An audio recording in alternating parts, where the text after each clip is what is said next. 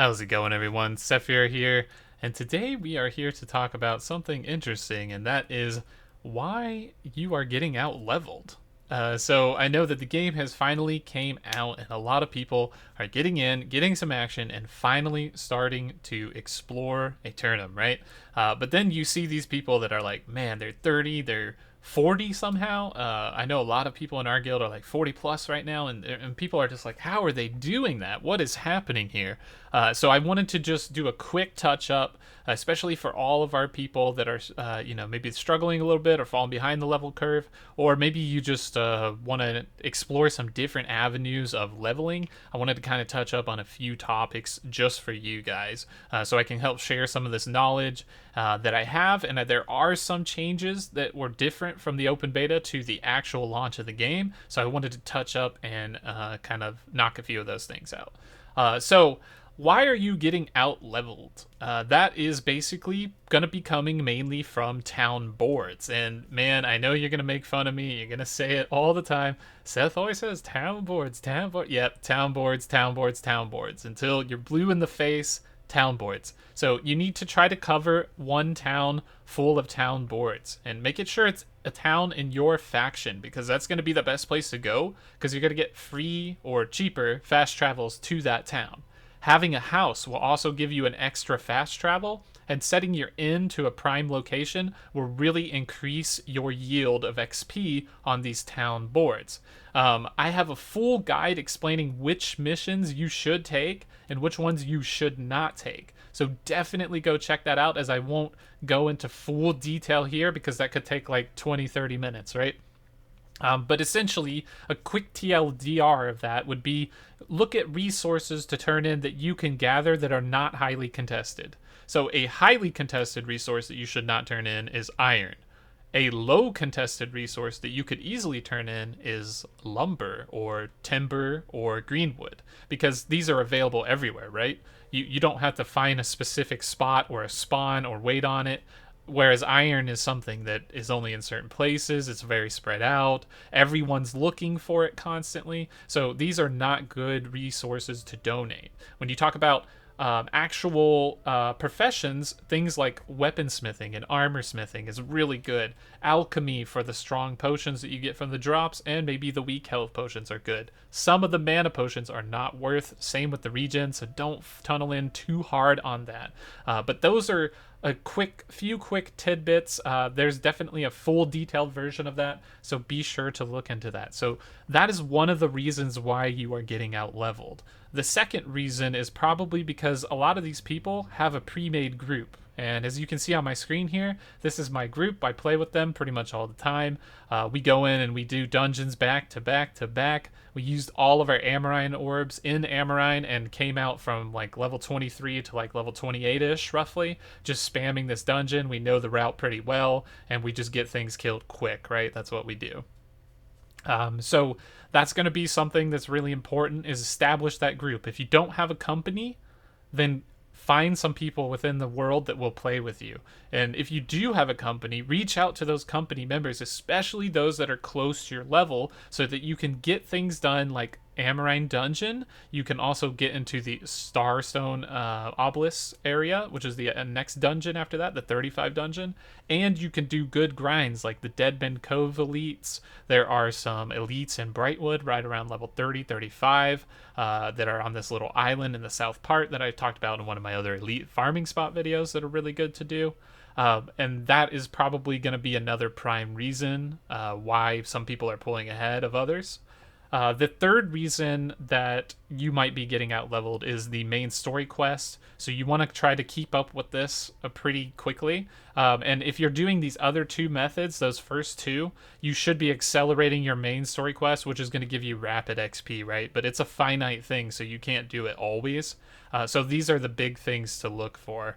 And then I'm going to lead into the fourth reason why you're getting out leveled, which is just simply going to be you're not crafting and gathering enough. And that is the biggest mistake that I've seen a lot of people do. Like, they don't want to spend the time to get iron and chop wood to get trees.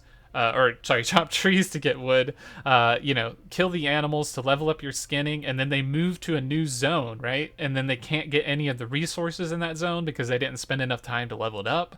And all of a sudden, the animals are taking like 50 in the skinning talent in order to obtain their leather, and they just can't get anything else. So, like, all their resources get halted. And when your resources get halted, that means your town board gets halted. And speaking of the town board, with that, try to keep resources in each town that you're going to be doing these town boards in. Like, this is going to go hand in hand with that crafting thing. So make sure you have some iron, some rawhide, some fiber, and some wood in each town that you are mainly going to, especially if your faction owns that town, or even better, if your company owns that town, because having those resources there means that you can access that town board and just kind of do whatever objective comes your way very easily, right? Like, you don't have to worry about transferring materials between towns or walking and going out and getting, like, just take the time to establish more materials during the downtime of your town board, right? And then we're going to go into the last reason why you're probably getting out leveled here, and that's going to be time efficiency. And that's going to be coming from things like using your inn cooldown, using your house cooldown, dying from monsters to get a respawn into a town location, and also unequipping most of your armor so that you get to a light armor roll. And once you have that, you can do the weapon dodge roll that I talked about in my other video. But a quick TLDR is you dodge roll and then you sheath your weapon with X, or you switch weapons at the exact same time when you roll, which will cause you to continue momentum. So if you're doing this, you're going to be getting from point A to point B faster. There are also several weapons that have movement speed abilities, like the bow, which gives you movement speed for swapping weapons and doing other things and dodging. You also have the rapier, which has fletch, which is a great movement utility. The fire staff has burnout, which is a long distance leap.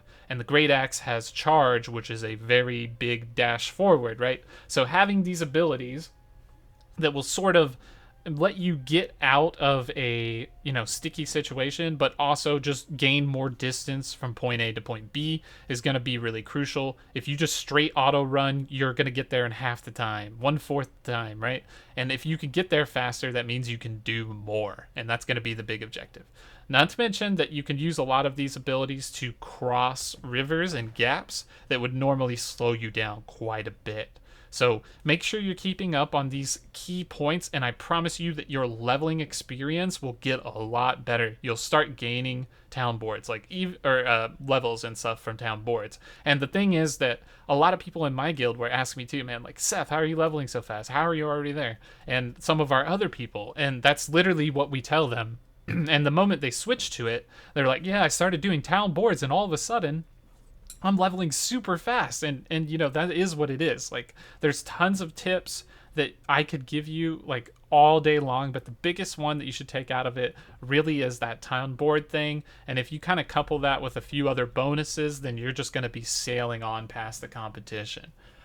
Do keep in mind that getting to 60 fast is very good. However, there are some things that you want to accomplish along the way, and that's what makes town boards so good, is that they accomplish those things for you, which is getting your professions up, because this is a big game that rewards a lot of different areas of play, and crafting and professions is one of them. So if you're able to sort of get in there and get a 2-for-1 bonus leveling while getting these professions up that you're gonna do at 60 anyways, it's always gonna be the best way to go. So that's something that you're gonna definitely want to keep in mind there. And I would just be looking out for opportunities to get 2 birds with 1 stone, right? That's gonna be your best option here. So hopefully some of these tips help. I will be following up this video with a few other ones, especially tomorrow. I wanted to sit down and talk about how to make gold, because I've seen a lot of people asking, like, I'm so broke, I can't afford a house, I can't do this, what do I do? Where do I go to get these things? So I want to help people during the leveling process while they're along the way. So be on the lookout for that video. I also had a few other things. Some people were asking me about tanking, as you can see in this video right here. I am actually tanking for my group because we didn't have a tank, apparently. We tried to coordinate that, but then somebody had to bail last minute, so we replaced it, and I guess I was the only person who knew how to tank stuff. So we were doing that.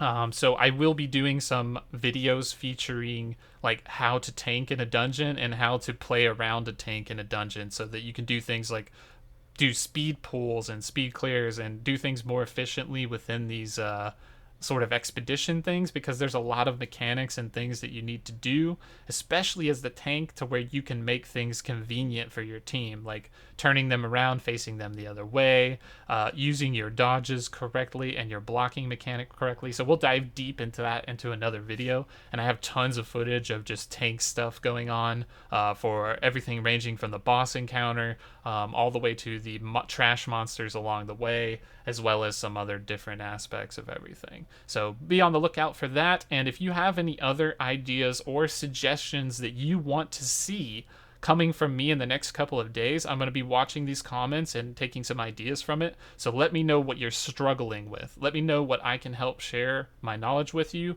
that would help you out while you're leveling up, because that's going to be my big prime focus on this, this up and coming next few, or pretty much this week, really, right? So once again, thank you for watching. I appreciate the support as always.